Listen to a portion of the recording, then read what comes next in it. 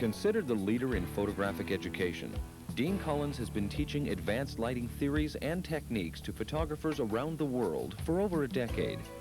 This program is designed to provide some fundamental theories and techniques that can enhance your understanding of the science of photographic lighting. As an advertising photographer, my work is very versatile, and because of that I need very versatile equipment. Broncolor is what I've chosen because it's probably the best and most versatile professional equipment I can find in the market. A lot of photographers have always said if I had that equipment I could take good pictures too, and we find that's not the case. It's not the equipment. And in the very beginning of your career, you can utilize very simple equipment because many of your photographs you're going to take are not going to demand that type of versatility. So taking a small portable strobe and working with panels, which is an effective tool to maximize the strobe output, it will give you the ability to create many different types of photographs, especially photographing people.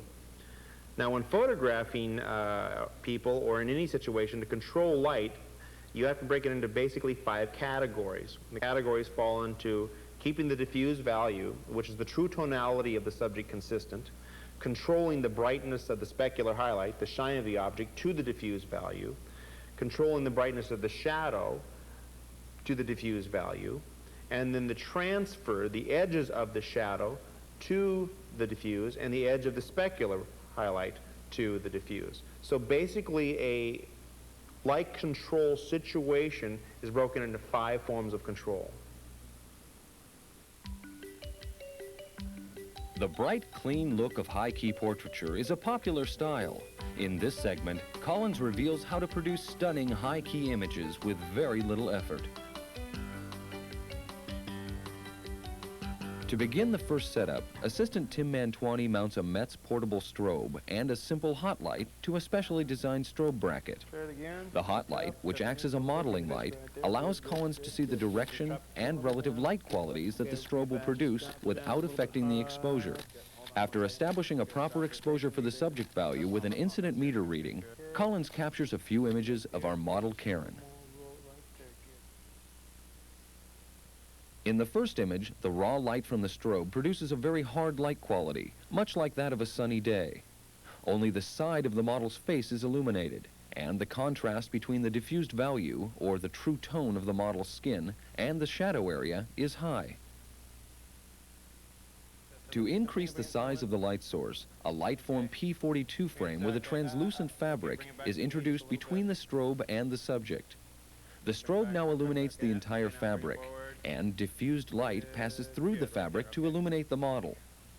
The panel is then positioned as close to the model as possible. Dean Collins talks about the use of light panels. When working with panels, it's a little difficult because you don't see them, the effects, as readily as you do, let's say, with an umbrella or a light box, a contained box. It takes a little time to identify what's going on.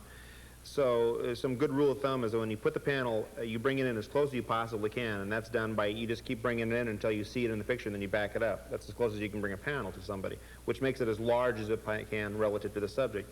And then making sure the panel is as far forward as possible to create the best wraparound effect as a main light. And that's again done by pushing the panel forward until raw light strikes the subject from the strobe, and then pushing it back until the subject is totally illuminated by just the panel. With the panel in place, Collins asks for a new incident meter reading for the subject area. And to ensure an evenly illuminated bright white background, Collins asks for additional incident readings from several areas on the background wall. While the diffusion panel is now acting to illuminate the model, raw light from the strobe is still passing behind the panel and striking the background. Collins looks for meter readings that are 1/2 stop brighter than the incident reading in the subject area. To further ensure that the wall was evenly illuminated from side to side, the model and light source were positioned at an angle to the wall, so that the distance from each side of the wall to the strobe was nearly the same. Working with the new exposure readings, Collins then captures several shots of Karen in the diffused light. In the first image, raw light from the strobe produced a hard light quality and high contrast between the diffused value and shadow area of the subject. By introducing the translucent panel between the strobe and the subject, the quality of light was changed and the intensity of light on the subject was reduced. By using a new incident meter reading for the subject area, A proper exposure for the subject was re-established by opening the aperture on the lens by approximately 1 1/2 stops. The soft wraparound quality of light produced by the large light source is now apparent, and contrast between the diffused value and shadow area is reduced. Also, because the amount of light striking the background was unchanged by the use of the panel, the background now appears brighter. Dean Collins explains. Working with a panel in this case, not only did we produce a softer quality of light on the subject, lowered specularity and softened the shadow edge, but we also brought up the background. We actually lowered the subject's brightness because we placed a panel between the subject and the strobe, and we let the raw light hit the background. So in relationship, the subject got darker, but by exposing for the subject, and that's done by taking 1 incident meter reading of the subject with the dome aimed at the source of illumination, and that's what we're going to take our picture at, which sets the diffused value. Then by going back and taking an incident meter reading of the wall, and since it's a white wall, if the meter reading read the same on both, we would have a proper exposure of the subject, and the background would then be white. We really want the background white without detail. So we make sure that the background has 1/2 stop more brightness than the subject's reading. And when we take the picture, the background will be guaranteed to be white without detail. Tape it up about 2.5 feet. After examining a Polaroid of the image, Collins decides to add a black light-form fabric to the bottom of the translucent panel. With the fabric in place, Collins captures a few more images of Karen. Big teeth. Okay, good. Face in, no, straight into me, straight them down, drop, suck it in. Chest that way just a little bit, good, a little bit more. One problem working with a self-standing panel is that even though the light's very, very soft in the subject, a big portion of the actual light area is below the nose to where it looks like the light is coming up and can cast kind of a ghoulish effect from a bottom light effect. The one way to get around it is to place a black cutter, a black material at the bottom portion of the panel, which then essentially just makes it look like the light is coming from at a higher angle and creating a little bit more of a natural looking effect. To reduce the effect of the ambient light bouncing off of the studio walls, Collins has a Lightform P22 panel with black fabric placed on the shadow side of the subject. The black panel actually increases the density of the shadow area on Karen, and in turn increases the contrast between the diffused value and the shadow. With the lighting complete, Collins works with Karen for the final images. Good, right there. Utilizing a diagram of the final setup allows us to see the ways that Collins has manipulated the light from a single strobe. The large translucent panel increased the size of the light source for the model, thereby producing a soft wraparound light quality on Karen. A second panel with black fabric allowed Collins to control the contrast between the diffused value and the shadow on the model, while raw light from the strobe spilled behind the main panel and exposed the background wall evenly.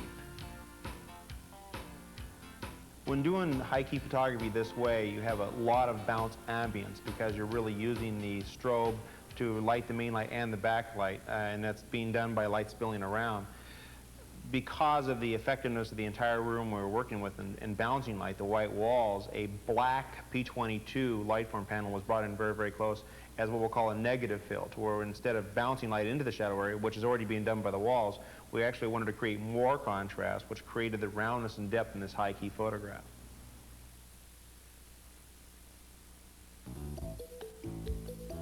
Lighting for glasses can be a difficult task, but there are some techniques that can make the job much easier.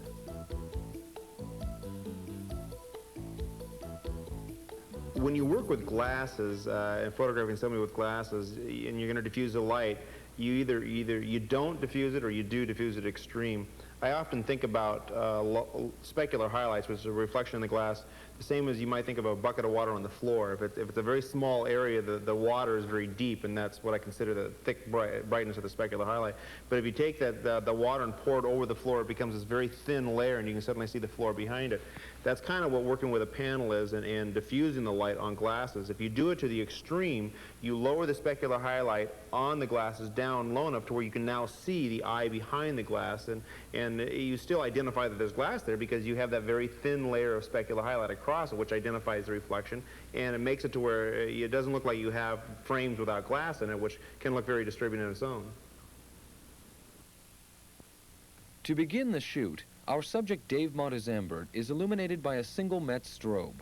The black panel near the camera is to protect the lens from lens flare. Collins records a few images of Dave. In our first image, the light from the strobe produces a very hard light quality on the subject. Only half of the subject's face is visible, and there is no separation from subject to background on the shadow side. To increase the size of the light source, Collins has a Lightform P22 frame with translucent fabric placed between the light source and the subject. Although the diffusion panel does act to soften the light quality, the size of the panel is not large enough to create a specular highlight that covers the entire surface of the glasses. Dean Collins explains. One reason you want to work with an extremely large source of illumination when illuminating glasses is you have to realize the glasses are round and they almost have this wide angle feeling to where you see things through the entire room. And if you work with anything other than a huge panel, you're going to, let's say, if you just work with say a P22, which is 3.5 feet wide in this case, that's large in most cases, but with that wide angle feeling of the glasses, you're going to see the panel go, and it's going to suddenly have that break at the edge of the panel, which gives that bright highlight right down the middle, or the break of the highlight right down the middle of the glasses. To further increase the size of the diffusion panel, a translucent fabric is attached to a 6.5 foot by 6.5 foot P42 frame. The black panels on each side of the P42 control the spill light from the strobe and support the main diffusion panel. Because the specular highlight is a mirrored reflection of the light source, it's important to be aware of wrinkles in the diffusion fabric. Lightform double clips, which also serve to clip one frame to another, are used to stretch the fabric tightly across the frame to reduce the appearance of wrinkles in the glasses.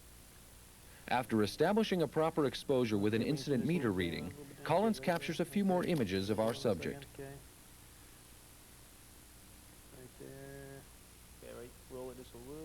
One way you can get around the problem of this break in the middle of the highlight in the glasses is to work with a panel which is larger than you really need to work with.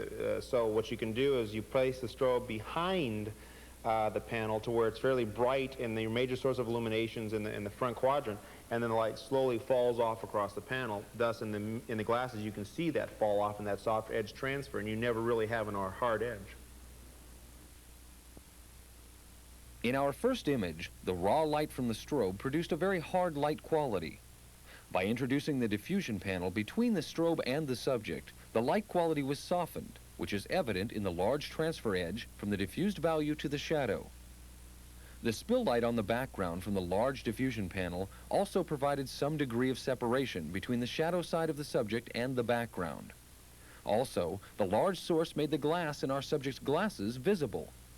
Because of the large size of the panel, the light energy from the strobe was spread across the diffusion fabric, which reduced the intensity of the specular highlight on the glasses to a point where the glass appears almost clear. Remember, when a specular highlight is spread over a larger area, it will diminish in brightness. To make further use of the single light source, a small plexiglass mirror is attached to a light stand and positioned behind the subject. Raw light is allowed to spill behind the main diffusion panel, and the light is then reflected onto the shadow side of our subject. The addition of this light provides shape and detail to the shadow side of the subject's face. In the second image, the addition of the diffusion panel created a soft light quality on our subject, but still only one side of the face was illuminated, and contrast remained high between the diffused value and the shadow area. By utilizing the mirror, shape and detail in the face are revealed in the shadow area, but contrast between the diffused value and shadow is unaffected. To reduce the density of the shadow area, a Lightform P22 frame with white reflective fabric is placed on the shadow side of the subject. Diffused light from the main light source spills past the subject and bounces back into the shadow area. By looking at the photographs, we can see that without the use of the white reflective panel, contrast was high between the diffused value and the shadow area. But with the addition of the fill light from the panel, the density of the shadow area is decreased, and detail in the subject's face is now visible. With the lighting of the subject complete, raw spill light from the strobe is now reflected off of a large plexiglass mirror to create a pattern on the background. The mirror can be flexed to change the pattern of light on the wall behind the subject. Collins asks for some color in the pattern, and with a single sheet of red gel in front of the mirror, a streak of red light is added to the pattern. Now, as Collins shoots the final images, Tim changes the shape and position of the light pattern by flexing and moving the plexiglass mirror. That's good. A look at the diagram of the final lighting setup reveals the many different ways that Collins has shaped the lighting of this photograph.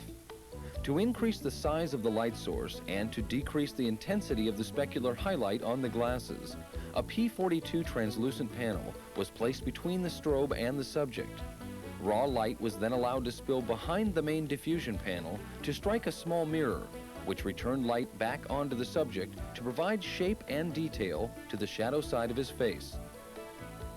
To reduce the contrast between the diffused value, the true tone of the skin, and the shadow, light from the main diffusion panel was bounced back into the shadow area with a white reflective panel. And finally, raw light from the strobe was reflected off of a plexiglass mirror to create the patterns of light on the background wall.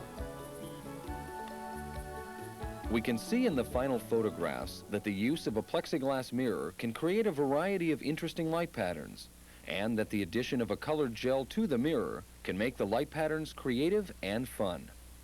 Dean Collins has some final comments on backgrounds. Dave is a photographer himself, kind of a visionary, very, you might say futuristic type person. So when I thought about the background, I wanted to come up with something, kind of a cosmos feeling, and letting a raw strobe strike a mirror that I could flex. And as you flex that mirror, it created different shapes and patterns across the background. I had any selection I wanted of shapes and configurations on the background. One thing important, though, is to make sure that even though it's a white wall, that not much of your main light ever contaminates that wall and keeps it very, very dark, to where when you finally project that highlight from the mirror on it, it does show its pattern. Anytime you drop a gel on a mirror to change the color of it, you have to realize that the color of the gel will actually double when it comes back, because it's got to go through the gel, strike the mirror, and then bounce back through the gel again. So you double any effect. 20 cc's of amber becomes 40 cc's, and so on. One thing we're trying to point out with this shoot is that you can be very effective in lighting with just one source of illumination. This picture was taken with one strobe, and one reason we use light-form panels is that it doesn't contain the light. It lets light go past it, so where you can get an effect in a certain area, such as the light going through the panel and then having a soft effect on the subject, but then the raw light going behind the panel and in front of the panel can work as very effective sources on the background, as edge lights and as fill lights. So working with a non-contained light control device, such as a panel, is an effective way of maximizing the power out of a small portable strobe.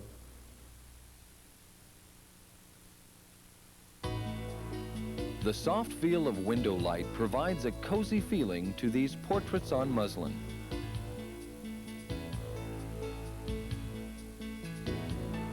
Before the shoot begins, assistant Tim Mantuani attaches a Bogan magic arm to one of the legs on the tripod. In this case, the sturdy adjustable arm is used to hold a black flag in place, which guards the camera lens from lens flare.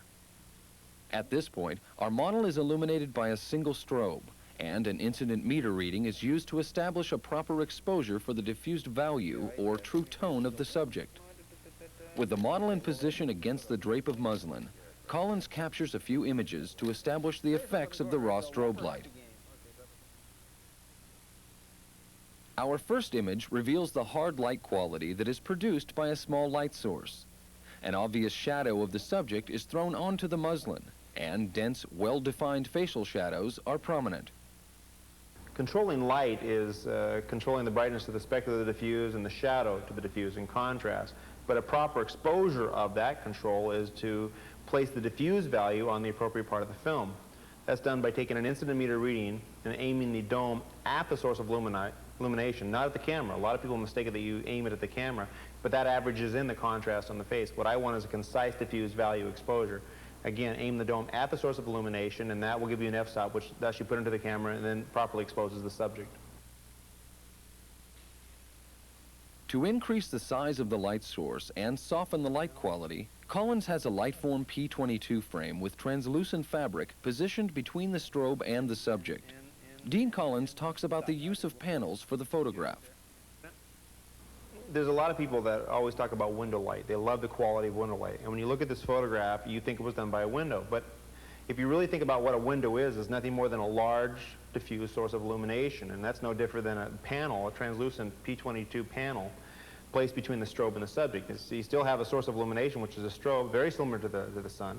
But by introducing that panel, it creates the effect as if the sun was on the other side of the building coming through a very soft bank of illumination. So do yourself a favor and make your life a little easier, because this type of window light can be done any time of day, whether it be raining or dark outside.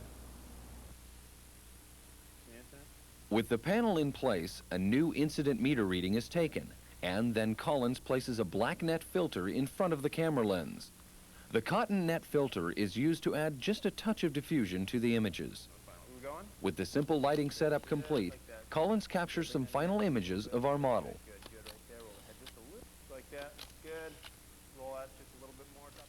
The diagram of our setup shows that Collins set the strobe back away from the subject so that the entire translucent panel would be illuminated. It is the large size of the panel that produces the soft wraparound light quality. A look again at our first image shows the hard light quality produced by the raw light from the strobe. By introducing the diffusion panel, the light quality is softened and the long shadows on the model and the background disappear. The contrast, though, remains relatively high between the diffused value and the shadow on our model, a look that Collins preferred for this sitting.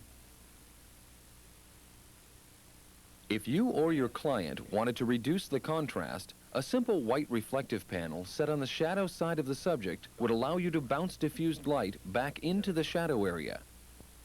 The effect of a reflector fill panel can be seen in these images.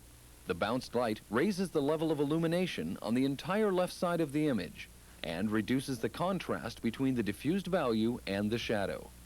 Dean Collins comments on controlling light qualities. A lot of people will ask me when I photograph white people or black people, do I manipulate my exposure? Do I adjust my exposure for the skin? And the answer is absolutely not. You expose for black skin the same as you do for white skin. But really that's what light control is all about, the control of the specularity and the shadow to the diffuse. When you photograph black people, you work more with the shine, the specularity, the oils in the skin, and that is the range you create depth with. On white people, you work with the shadow to the diffuse range, the shadow to the true tonality.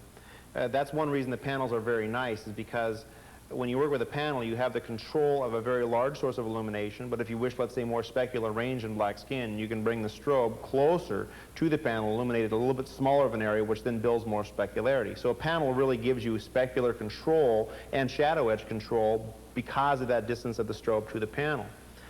One thing about this photograph that I want you to point out is the area that it took to take the photograph. It's very, very minor. The subject's sitting on the floor, and to get a full length of the subject since it's sitting on the floor, a 150 millimeter lens 8 feet away will do the job. So it's not like you need a huge studio to do a photograph like this.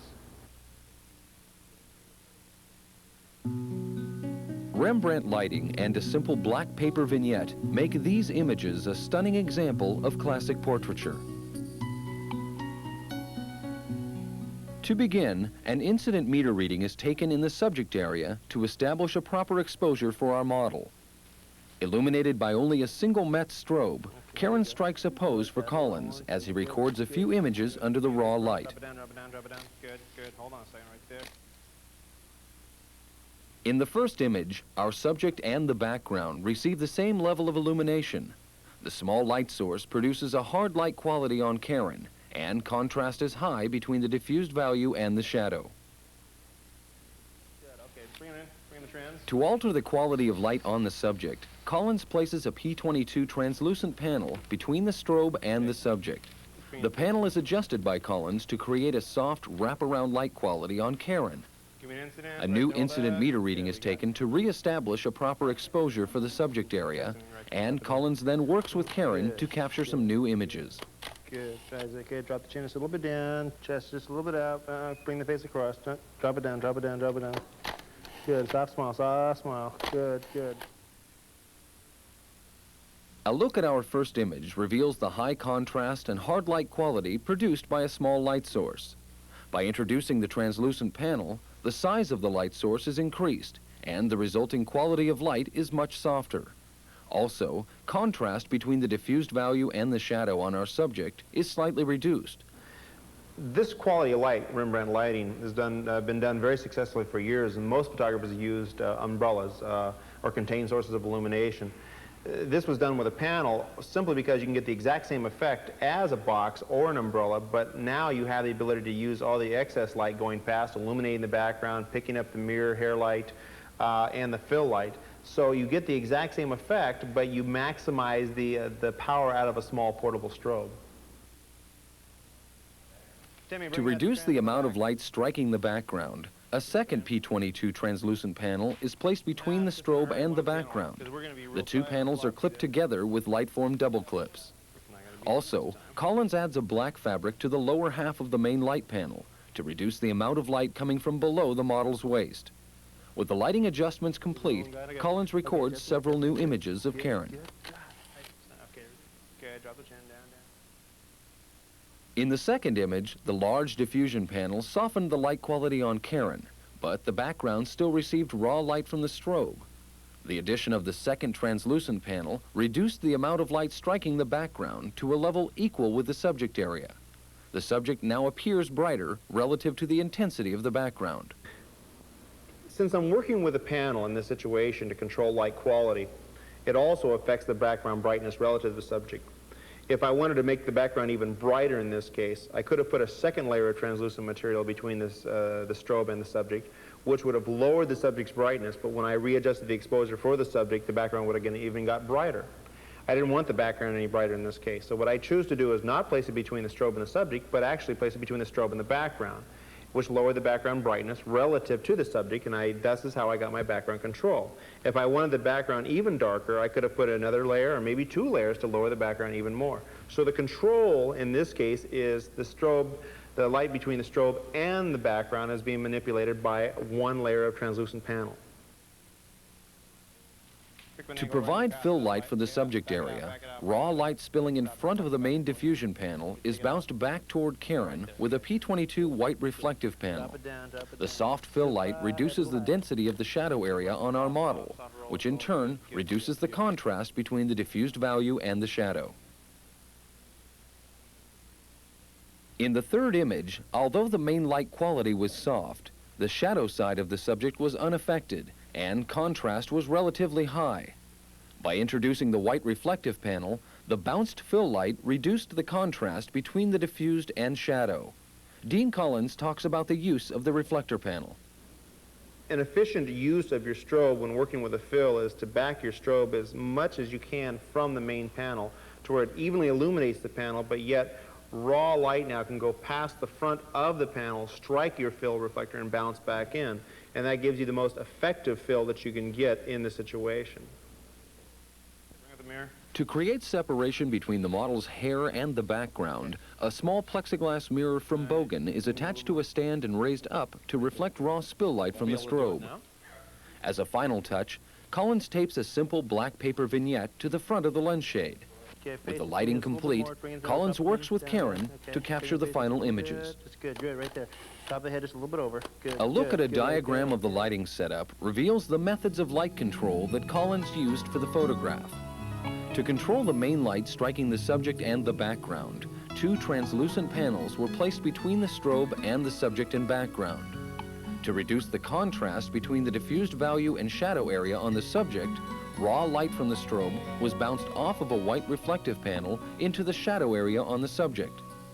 And finally, to provide separation for the hair from the background area, raw light was reflected off of a small plexiglass mirror onto Karen's hair.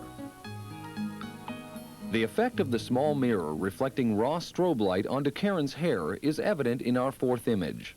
And the use of the black vignette in front of the lens can be seen in our final image.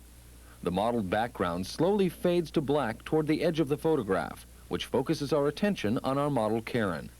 Collins discusses the use of a vignette on the lens. When working with a vignette on the front of your camera, this is done to create kind of almost the effect of burning down the side of the print to force more attention to the center of the photograph, or in this case the subject. The controls of a vignette are essentially four. How close is the vignette to the front of your lens? What is the millimeters of your lens? Is it a wide angle or extreme telephoto? What is the f-stop of your camera? Do you have a large depth of field or a minor depth of field? And then finally, how close is the camera to the subject? How much are you focused out? Because the closer you get to the subject, the shallower the depth of field, the more out of focus and the less effective the vignette's going to be.